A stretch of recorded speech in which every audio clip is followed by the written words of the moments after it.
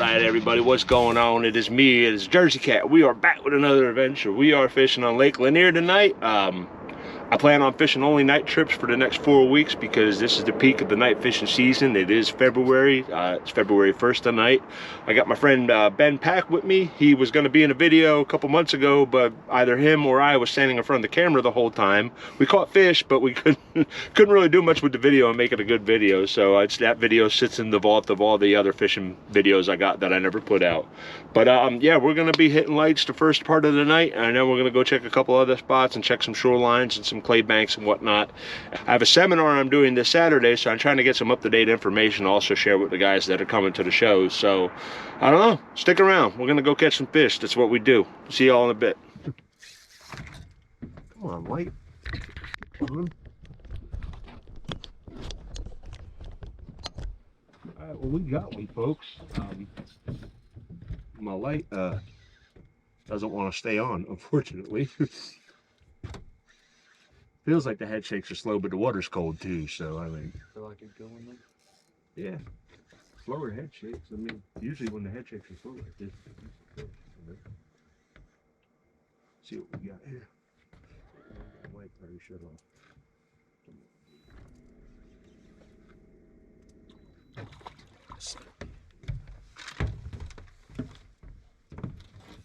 Come on, man. Quit messing with me. Get that. That water dirty as heck back here. Come on, go back the other way. Go back the other way. Yes, sir. All right. We got one. Look at this. Oh, decent one. Here, look that way. You don't find it. When you lay them down on the ground, that's when they start going spastic. How bad it is. Dude, what the heck is going on with these two lights, man? It's really starting. You got your measuring board? What's that? You got your board? No. There he is. Boom! On the Cast Echo, ladies and gentlemen. The Cast Echo. Slow reeled. No action. No nothing. Boom. Get it. Corner house jig head, I believe. Yep. There's your blow. Said. You said. Oh, got one. Oh, this is a good one. Damn, dude. We got a real one here, I think. My drag's just really loose. All right, you gotta say something for the rest of us. He was ripping some line. He might not be a big one, but he had some. He had a head of steam going there for a minute. I probably should have retimed my leader after I got stuck on that thing under that one dock. Now I'm kind of thinking about it, like, man, I should have done something about that. I told you I was gonna fish this shot. Come on. Oh, he's a decent one. He was just fired up when I hooked him, that's all. Stay in 33. Yes, sir. Actually, I think he's smaller than the other one. Fought better though. Alright, ladies and gentlemen. Boom! It's 2, but they're good ones though, so I mean they'll take quality over quantity any day of the week. But yeah, boom! Another Cast Echo fish. Man, you gotta try it. It's a good lure. Doesn't require any action. You just cast it and reel it. If the fish are deep, let it sink deep. If the fish is shallow, reel it faster and reel it in shallow. It's pretty simple. It's what I call stupid proof. But there he is. Boom! Another 30, 32 inch fish somewhere in there. But yeah, give me a call.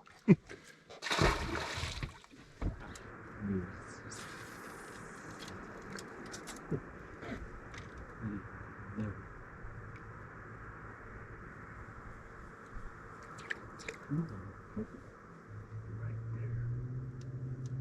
These fish are hard.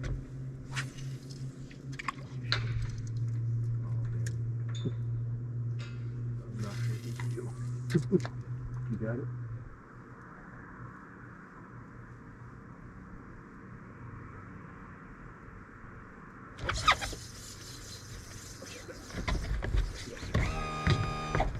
Here, cast it out right there. Cast it the left. I'll handle my fish. You just use another one. Oh shit, my reel's actually. Oh, dude, the reel's tangled up. No! Dude, you gotta be kidding me, man.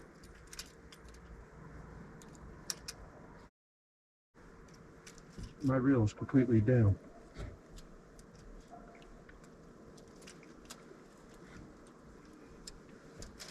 Run! Fish still there? Yeah, he's still there.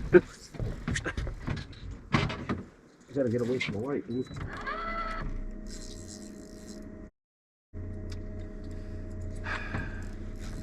I guess it's time to retire this reel.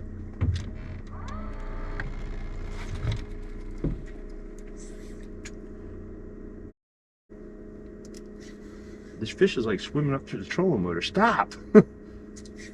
Dude. Good wisdom. Now I gotta edit that curse out. Get away from the trolling motor, you bum. They must not want this bait. I think it's in your retrieve. We'll try. I've had some dudes that I've taken out here and we've thrown lure for lure, and some nights, man, it's all on the speed when you fish that slow retrieve bait like that. Yeah. And it's hard to slow yourself down and stay consistent with it, especially when you see fish, because you get excited. I used to have a bad habit of that. My buddy Derek, the guy that I told you I fish with mostly, he does that all the time. He sees fish and he gets all excitable.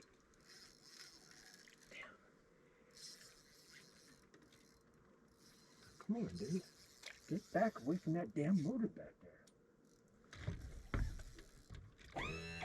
The motor won't open.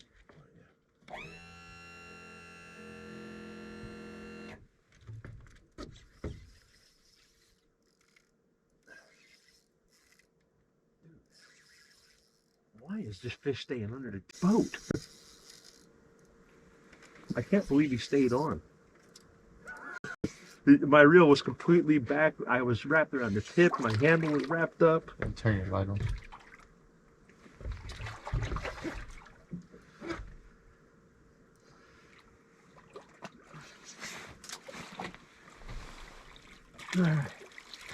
Jesus. Holy smokes, dude. What a mess. That's a fat fish. Look at that. It just fell right out. Red. Holy crap.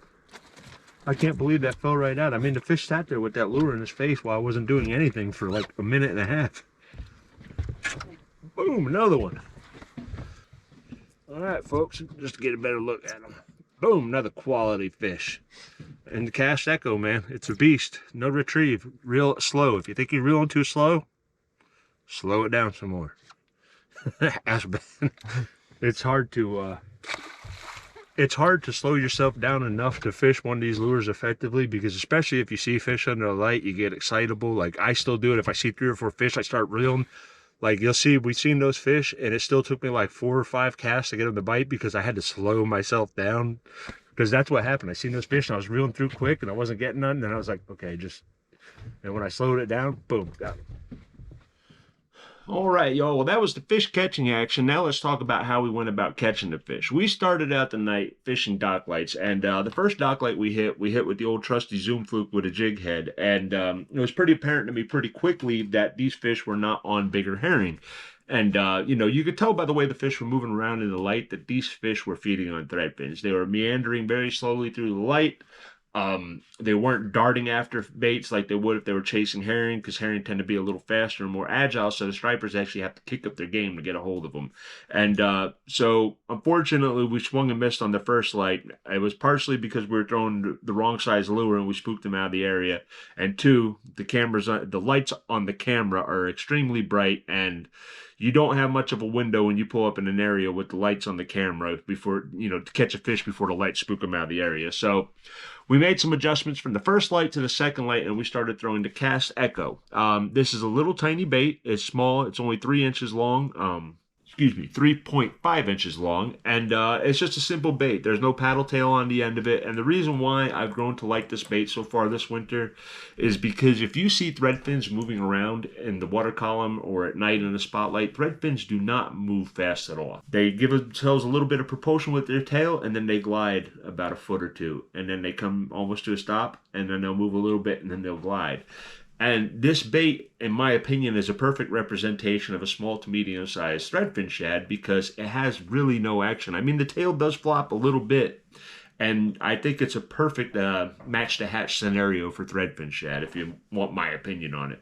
And the whole point of this lure and the whole point of what we're doing is once the water temperatures get below 50 degrees, everything slows down. The bait slows down, the stripers slow down, therefore your retrieve has to slow down. And I always tell people, you know, it's if somebody asks me how fast should I reel, and it's like slower than you think you should be reeling. And I always say if you feel like you're reeling too slow, you should probably slow it down, because these fish are not going to chase anything down after dark when it's cold out. They just want to swim up, suck it in, and go on to the next one, swim up and grab it. And they're pretty much looking to gorge when they're under these lights, and they don't want to put any effort into it. So when you're reeling it in, you gotta reel slow. And that's why you'll notice I have a pretty oversized jig head for the size of the lure, because I like this jig head because I can cast it out, it'll sink quickly, especially if I'm fishing a deep water dock, and it stays deep as I'm reeling it in. And a lot of times the bigger fish you're going to find are going to be deeper on these deeper dock lights. So on this particular night, slow was the name of the game. I even had to talk myself into slowing down, as well as my fishing partner, because when you pull up on a light and you see 5 or 6 or 7 fish on the light, you get excited. I mean, there's nothing you can do to avoid it. You're going to get excitable, and you're going to reel too fast. And there were several times when we pulled up on the light where I had to retrain myself, even after 20 plus years of doing it, to slow down. And, the minute I slowed myself down and got myself under control, and my nerves under control, I caught fish. But yeah, so that's what we're throwing, man. I suggest if you live on Lake Lanier or any other southern impoundment that has thread fins and dock lights, and you want to go out and hit dock lights this time of year, this bait is going to be killer, especially with the cold water temperatures we have over the next couple weeks. This is probably going to be the majority of what I throw from now until March when things start warming back up. But yeah, the Cast Echo. It's a beast as far as catching stripers go. It's a very, very good imitator of threadfin shad. They also have it in the halo color right now. This is the other color that I like throwing. This one is the blueback color, but the problem is they get sold out pretty quick. But I'm not sponsored by the company, but I do use the lures quite a bit, and they do work very effectively, especially on Lake Lanier for striped bass.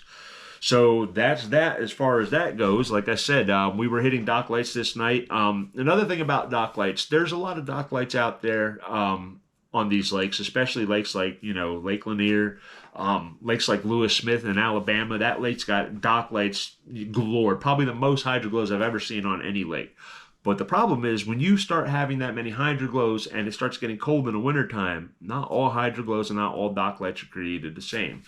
I tend to skip over a lot of dock lights that I would otherwise fish in the springtime this time of year because they're off the beaten path. If I'm heading down a creek channel and there's a little hydroglow in the back of a little dog leg and 2 feet of water, I'm probably going to skip that in favor of going to the next quality dock light that's off the, closer to the creek channel or closer to the main river channel, because the fish don't really have a reason to stray into these little dog legs and these little tiny do-nothing pockets, as I like to call them, do-nothing pockets, because there's no reason for them to. They're going to be, staying in the highway of the creek channel, and they'll dip off and stop at dock lights on the way into the back and out of the creek channel. So I tend to skip over to low, the low percentage dock lights. They're just not worth my time, because by the time I stop, creep up to it, take a few casts, figure out nothing's there, I wasted 20 minutes. I could have already been at the next light and moving on to my next, fishing spot. So this time of year, I would say don't pay too much attention to the do-nothing dock lights in the back of the low percentage areas. They're just not worth the time. You might find a fish on one here and there. You might get lucky and pull out a big bass, but you're chances are you're probably not going to catch nothing on them, or nothing worth catching. You know, there might be some crappie on the dock light, and it might give you a false sense of hope when you feel that bump, like, oh, something's there. Like, no, it's just about 50 crappie down there, and they just keep smacking your lure as it goes by, and it's giving you a false hope that there's a striper down there. Trust me, if there's a striper down there, he's going to inhale this bait. You're going to hook him. It's not going to be 6 bumps in a row on 6 casts. Those are crappy. But, yeah. And another thing before we get out of here, you're going to notice on my videos I have put up the super chat option. I'm not asking for donations for me.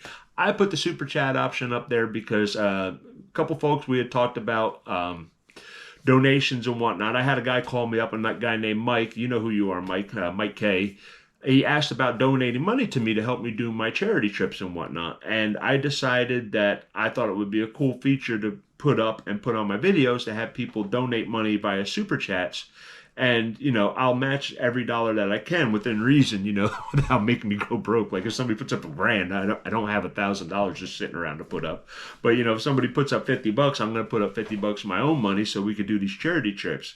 And the super chat, whatever gets donated on this video and other videos, or any video for that matter, for super chats, is going to be, there's going to be a log. I'm going to keep track of it, and I'm going to post it in every video.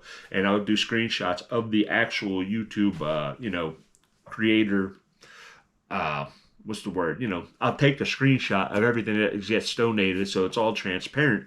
So pretty much whatever gets donated, I'm going to set aside and keep aside specifically for doing charity trips for, you know, kids with, you know, health issues, wounded warriors. I actually have some things set up with kids with Down syndrome coming up this spring with the pastor of my church. So there's a lot of things I have in the works that I want to do, and I want to try to get with another, you know, online entity. I haven't really discussed it with them in full yet, so I don't want to mention it.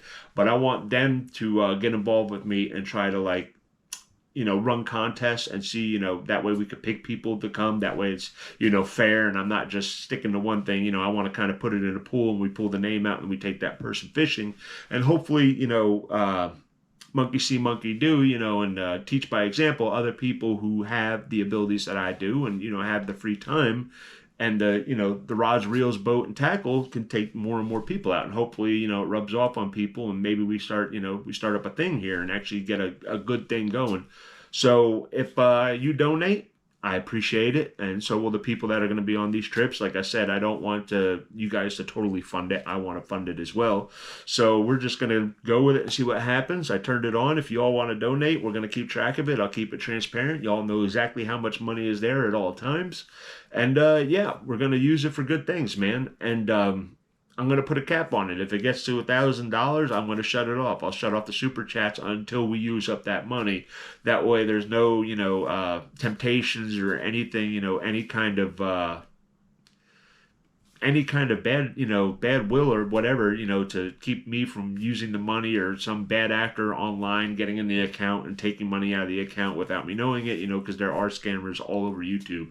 So like I said, if you donate, the money's going to pretty much be in escrow, and then when we use it for a trip, you know, we'll you know, it's going to be used for a trip. And when the money gets, you know, say if I can't get to it right away, or I'm busy and I have to, you know, put it off, once the money gets to 1,000, we'll shut it off there until we use that money up, and then we'll fire it back up. So that way there'll be no shenanigans, no shady business, nothing like that. I think that's where a lot of people go wrong. They try to start these charities, and they really do have good intentions, and then things get out of hand with money, and that temptation with that big pile of money is just too much for them to resist. And I think that's where a lot of people go wrong. I don't think the people started out evil, but I think you know, just that toxicity of money started messing with their brains. So with that said, man, that's it. I'm blabbing here. This is the end of the video. I'm kind of toned down because I took a nap when I came home from work today, so I'm kind of just, I'm chill, man. You know, I'm chill right now. But you know, as always, like, subscribe, leave a comment, man. I love y'all. I appreciate all the support. We went way up in subscribers lately, and again, that's because I know I'm doing shorts. I apologize, but I'm just tired of the YouTube algorithm messing with the channel, so I decided, let's just bang away. Let's get the 1,000 subs under our belt. That way we could do the live streaming and all that good stuff, and then we can move on and not worry about that kind of stuff anymore. And yeah, so bear with me. The shorts are there. The shorts are going to stick around for a little while, but I'm not going to do them forever. I'm not a big fan of shorts because I like telling a story, and I like giving information and how-tos, and you just really can't do that through a short. So don't worry. The shorts are going to be they're going to be a thing, but they're not always going to be this prevalent. I promise. And until next time, I'll see y'all later. This is Jersey Cats Fishing Adventure. Take care, y'all.